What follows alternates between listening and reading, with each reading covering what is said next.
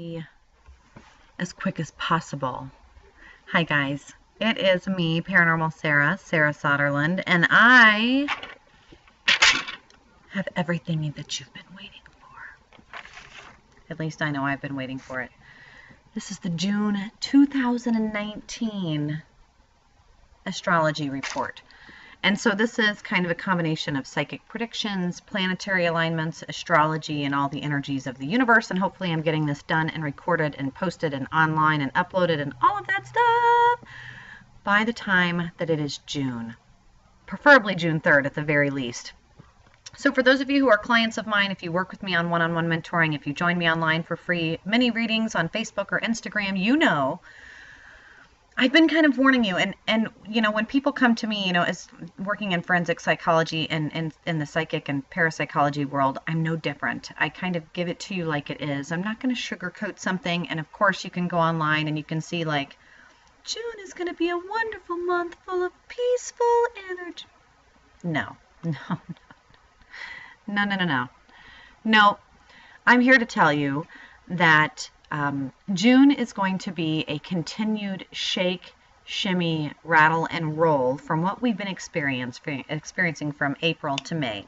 So from April and May, these last few months, if you're someone who's kind of feeling that intuitive vibration, you've been highly anxious, feeling a lot of unrest, thinking back 7 years ago to what we were doing in 2012, and having some of those scars, some of those things that were happening at that moment, coming back around full circle, things that we need to reprocess in a new way, and we're trying to kind of have this life metamorphosis, and it's been a lot of an internal struggle, using Taurus, using Aries, some of these zodiac energies that it's like, man, we've been really working on ourselves, and we've been inside struggling with emotions on high, with our anger, feeling some irritability, feeling some just depression, feeling high highs, low lows, and a lot of thoughts about life purpose and major career changes and like big metamorphosis, like big life. This is the year that like people are retiring, people are graduating, like this is a big thing. So with that, I'm going to try and stay focused. So the theme for June is unleash, not outlash. And also, for those of you who join me and check out paranormalsarah.com, I'm doing a lot of my tarot readings and my rune readings and different divination spreads are all about let go and let grow. Because with June comes Gemini season. And Gemini season is about that teeter-totter, that duality, that push and that pull. I feel like I'm milking a cow, but I'm not. It's the two faces. Sometimes I see it as the two oracles in the never-ending story. Sometimes I see it as a very demented teeter-totter in like a Tim Burton movie. But I want you to think about how our emotions are going to go from being turmoil on the inside to chaos on the outside.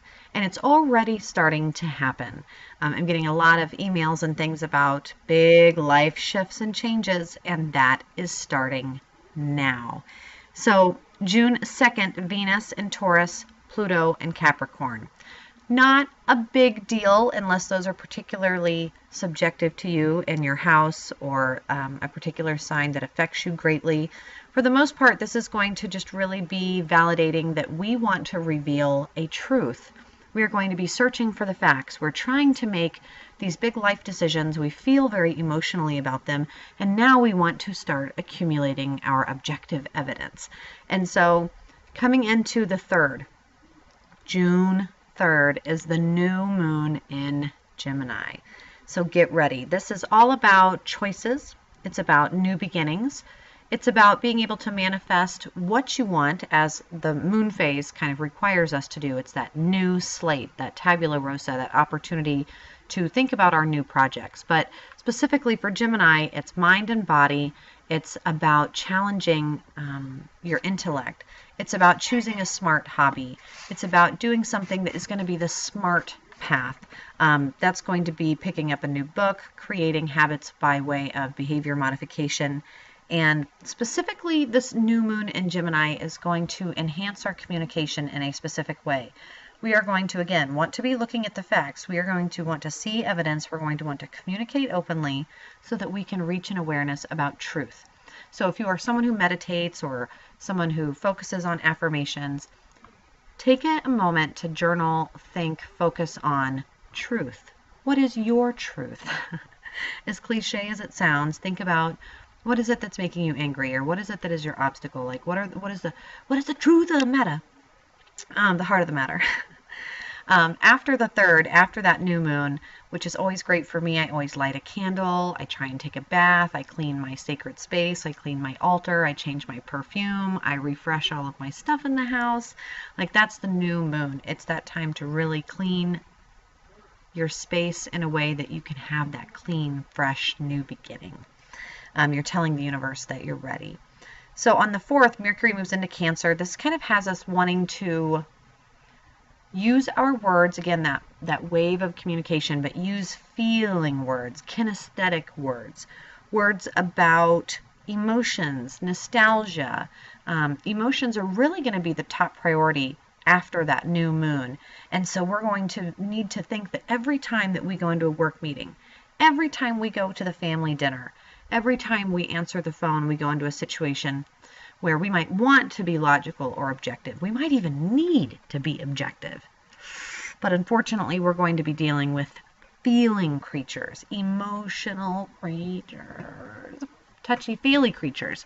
So be careful of that. And with that, I think the society already being on edge and being very PC and being very this is like, don't poke the rabid dog, okay? It's going to be about emotions and not logic. Then we're going to move into the 7th. June 7th, Mercury moves into Cancer. Uranus moves into Taurus. Again, we're seeing Cancer. We're seeing Taurus doing this dance with each other. Taurus is this really grounded energy, and Cancer is all about water and intuition. And so they work very well with the duality that we see in Gemini, where you're going to have this push and pull and these crazy forces around us. It really is the chaos on the outside, and I'm encouraging all of my clients to use this time to go sit on the fulcrum, sit in the middle, sit in your space, and think about you, revealing your truth, doing your awakening, working on your mental, working on your strength, and waiting for the full moon on the 17th before you really start to do really, if you want to really do your potential, wait until the 21st. That's the summer solstice. But let's just kind of take it a little bit closer day by day. Let's see a little bit more, because on June 8th, Venus goes into Gemini. This is going to be about attracting dual choices. So if you're going to go buy grapes, buy cheese. If you're going to save some money, spend some money. If you're going to do something of equal and opposite, just to give yourself moderation and balance. Force, comply, and work with the energies that have Venus, our sensuality. Venus, women go to Venus, right? Venus is all about attracting dual choices. So think about that, okay? Milk and cookies. And on the 9th, the sun, everything that we nourish, everything that nourishes us, everything that we need to celebrate, to see, and to grow, moves into Gemini. Venus in Gemini, now Sun in Gemini. Oh my God, we just had the new moon in Gemini, all of this Gemini energy. Get out of here. The Sun in Gemini really tells us that, again, we need to be thinking with our mind. We need to be smart. We need to be doing things that challenge our intellect. We need to be watching Jeopardy instead of some other show. We need to be doing something that really sharpens our potential. And we need to be thinking and reflecting within ourselves, preparing for this great awakening as we ride out this emotional crazy train. Now on the 10th, after Neptune plays a little dance with Pisces, on the 10th, the Sun opposes Gemini and Jupiter moves into Sagittarius.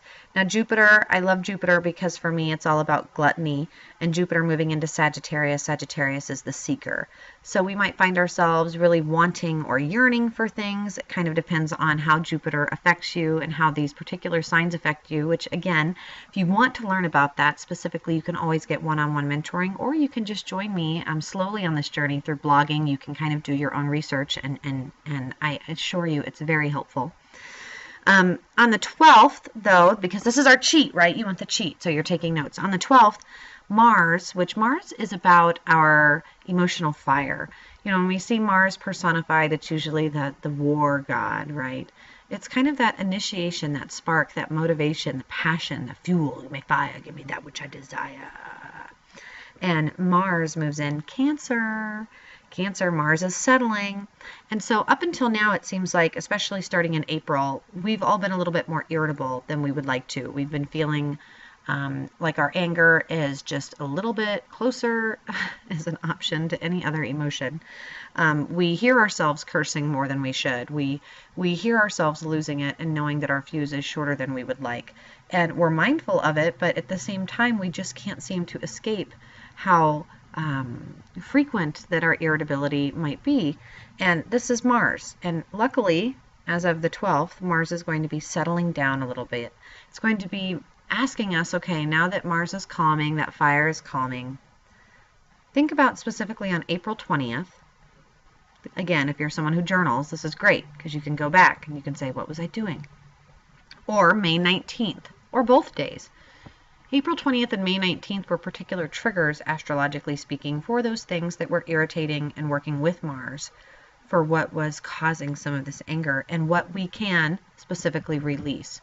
So if you can go back to those days and see what those triggers were, that's what we want to release on the 12th as we wax and build towards the full moon.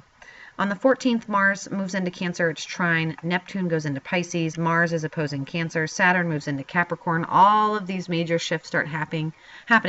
Planetary stuff is kind of all shifting. And it's interesting because it's happening like 4 or 5 days right before the full moon. This is going to be a lot of emotional energy. It's going to be people feeling restricted, a lot of frustrations with authority, frustrations with guidelines, our passions feeling very intuitive and wishy-washy and maybe even out of control at times. From the 14th to the 16th, this is, and I would even say the 17th. So let's just say from the 14th to the 17th, this is a very emotional time. This is where everything that you go out, it's like the movie Constantine. It's like walking out and there's just demons flying around everywhere. You can't see things clearly. Rational decision making is going to be very difficult. All of this Neptune energy moving in, it's causing people to feel as though we are cast away out in an ocean and we're on this small little boat and we're being rocked about in this huge Cancer and water, Poseidon and this magical power of the ocean, and it's bigger than us. And all we can do is hold on for dear life, make sure we've got our jug of water, and Neptune says, just close your eyes and it'll all be over soon. But you need to pay attention and you need to be aware of where you're at and you need to feel it. You don't want to escape too much. I mean, you want to be able to sleep and dream and be imaginative. Neptune helps us be imaginative, but some people will go off the deep end. Some people will go down the wormhole and never come back. This is delusion, psychosis, overdosing, death, dementia, Alzheimer's, major onsets to mental break. Neptune can do that. And I know that seems weird, but this is a big 7-year stretch for life metamorphosis, and with Neptune moving in this way, in this Gemini season, particularly after this May and April that we've had, be aware. Be aware. So on the 17th, well, right before then, actually, the 16th is unique because people are going to question optimism. Now, I want you to think about that. If you were to wake up on the 16th and everything good that happens to you, every opportunity that comes knocking, you sit and you have a moment of reflection or meditation and you're trying to grasp onto gratitude and you're struggling and you're like, man, can optimism be too much of a good thing? Can optimism be too helpful, overly helpful, misguiding? People are going to want to question skeptically positive influences in their life on this day. If you feel that, nod it and let it pass. It may or may not serve you. It is a big Mercury moving into Cancer shift with Neptune moving into Pisces. So Just know that. Now on the 17th, this is the last full moon before the eclipse. The 17th is the full moon in Sagittarius. Hallelujah. This is kind of the end of that Gemini shift going into the eclipse. And the eclipse is, some people feel like eclipse season is forceful because there's a lot of spiritual nudging, pushing, and influencing going on. Other people see it as a big, scooping, helpful hand that just guides you along and takes you out of the water and says, here, little fly, let me put you on the land. And the eclipse can be very helpful if you don't fight it. So on the full moon on the 17th in Sagittarius, this is going to be wrapping up the big picture that we've been thinking about since the beginning of this year. We've been thinking about life changes. We've been thinking about some of the stuff that we want to resurface and let go of, the things that are coming back from 2012, June 2012, that we are having an opportunity to look at with new eyes in a new way, the second time around, heal from it, and we're able to wrap up this big picture and think, okay, on spiritual experiences, this particular full moon, guys, I'm not asking you to go outside and dance naked or anything, but I am encouraging you to engage in some type of ritual, whether that's getting a candle and lighting it, whether that's creating a sacred altar space for you, whether that's writing down all of the things that you want to manifest and see happen, calling that person that you want to touch base with. Sagittarius allows for amazing spiritual epiphanies. This is an opportunity for you to go out under that moonlight and feel a spiritual wave, to feel a sense of being able to transcend the physical plane for a moment and to feel beyond the senses. There is going to hopefully be a big balance in our pragmatic dreaming. This particular full moon says, okay, go back to January of this year, what you were thinking, what you were plotting, what your resolutions were, what was going on, what you were contemplating, and wrap that up. Either do it or don't. Finish it, let go of it, let it serve you, do with it what you need to. But as of waking up on the 18th, that's done. Now, on the 18th, this is very, very important, guys. Listen, listen, listen. On the 18th of June, people are going to want to fight authority. This is where police officers, it's the day after the full moon. Usually the full moon's pretty hectic, but the next day is going to be the day that people want to just get in your face. Parents with difficult children, teachers struggling in summer school, any particular situation you might find yourself in, whether you are the authority or you're not the authority, know that with Saturn moving into Capricorn, sextile Neptune in Pisces, and Mercury moving into Cancer with conjunction of Mars in Cancer, this is a perfect storm for people wanting to question, poke, prod, and challenge authorities and have conflict with authorities. And that can be a person, it can be a theme, it can be a scenario. If you feel this within yourself on this day, don't let it get you into a DUI. Don't let it get you taken to jail. Don't let it get you kicked out, expelled, divorced, thrown out of court, any of these types of situations, okay? Hopefully. Please, please, please know this. Now, on the 18th to the 19th, depending on how the 18th goes, this is interesting. This is kind of the second time this year that we have this moment with Neptune. Again, Neptune is going to be giving us really vivid dreams. We're going to be thinking like, man, I could really do this. I could really do this. Like, we're going to be really wanting to think on stuff. People are going to want to take hallucinogenic drugs that are prone to taking self-medicated drug use. People are going to want to escape and dream. Dream a little dream away. And it's the second time this year that we have to say, okay, hard work plus a realistic approach equals dreams come true. Yes, you need to dream and you need the creative spark and you need that, but this is when we really need to say, okay, Neptune and Pisces and Mercury and Cancer and all this Cancer energy, hard work and a realistic approach is what's going to make this happen. I can dream all day long, but the equation for success is hard work and a realistic approach. So we're going to hear this door knocking. We're going to hear the door knocking. It's going to close on the 21st, by the way. If you haven't made any decisions, you haven't engaged in some of these life opportunities, all of the opportunities a knocking are going to stop on the 21st. But anyway, so the 19th is an interesting day as well, because this is what I call a power play day. Now, if you're someone who subscribes to my monthly Gypsy newsletter, you're somebody who gets my cheat sheets, my calendars for you to download and print off, it gives you some of these. Power play day is Mercury in Cancer opposing Pluto in Capricorn, Mars in Cancer opposing Pluto in Capricorn. Now, when you look at that, it looks like a really weird fraction. And what it really kind of means is that we're moving into an emotional time where we need to listen to our emotions. We need to decipher between emotions and intuition, because Neptune is about to go retrograde. It's going to be the shift that we have felt since November 27th, if you can think back to Thanksgiving last fall.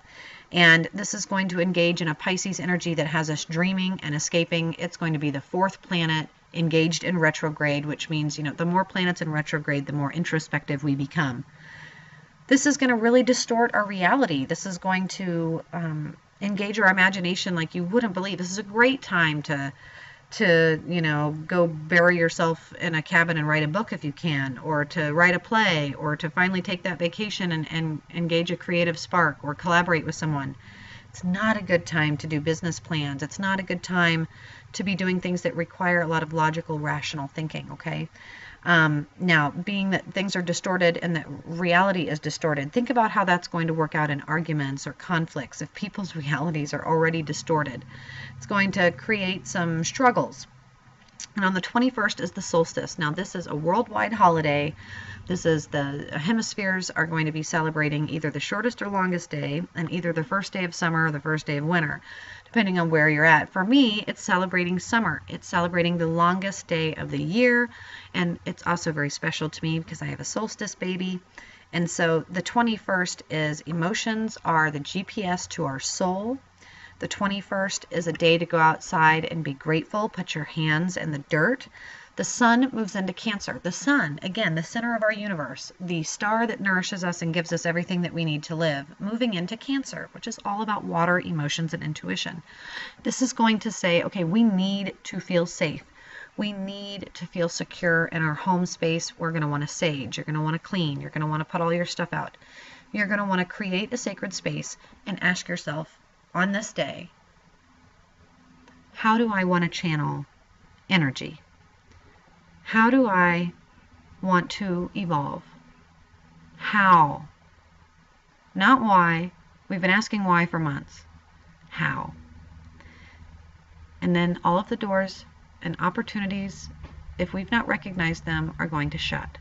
If we've been open, if we've been honest, if we've been working, if you're watching this right now and you're excited about all the work that we're doing, then the 21st is that mark of, okay, we made it. On the 23rd, Venus moves into Gemini. It opposes Jupiter in Sagittarius. This is a great time to start journaling. We start feeling all that Mars energy drain from us. We're not irritable anymore. We're emotional. We're following our intuition. We're learning a lot about ourselves. This is a great spiritual awakening. On the 24th, Venus moves into Gemini, which is square Neptune in Pisces, all the way up to the 26th, which this is the week after our 21st solstice. And this is on the 26th. It's a big day for Mercury. It's a big day for communication.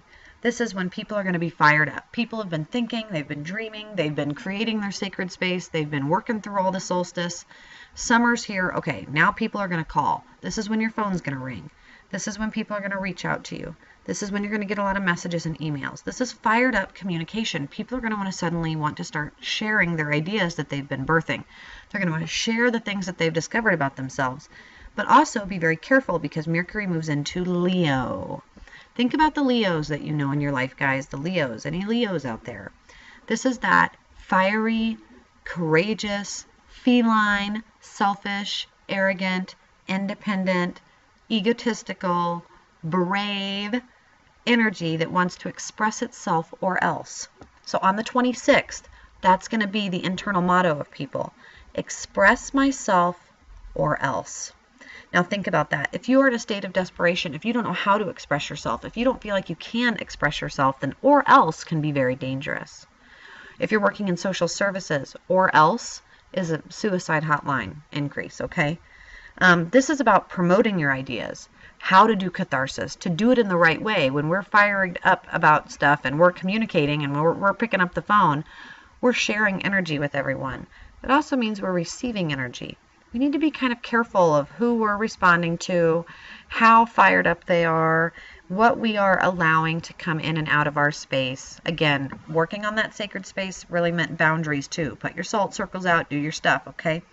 On the 27th, the sun moves into Cancer at sextile Uranus and Taurus. It's not a big deal, but it closes the end of June out with, hopefully, you have had the opportunity to finally birth that new project, wrap up all of these crazy midlife crisis things that have been happening and exploding through March, April, May. It just really cumulatively just really blah. And so June is the opportunity to heal from that. This new moon in Gemini, it's going to be crazy on the outside. If you can keep it calm on the inside, you can reveal that truth. You can let go and let grow. If you're doing the work, it's going to be a great time for huge life change that feeds your soul, that allows you to let go of anxiety, let go of some of these emotions that have been building for more than 7 years now, and that you see a release and a build in success like you've never seen. It's said to be the year of abundance for those of us doing the work. So if you're interested in more about how to do the work, what does that mean? What is she talking about? Be sure and email me. Check out paranormalsarah.com. You can reach me at theparanormalsarah@gmail.com. If you Google Paranormal Sarah, you're going to find me. You can follow any of the links listed below. But you can do one-on-one mentoring. You can reach out to me for live readings. You can send me any questions. You can tune into my podcast. You can even pick up one of my books, Barnes & Noble or Amazon. Hopefully, I've been able to reach out on enough platforms at this point in my life that I will be able to reach you, and that you and I can work together and make the best use of our time here on this planet. And for this specific astrological report for June, I hope it finds you well. And I hope that you and I will be working together, and I hope that your big life change is exactly what you want it to be. So until then, guys.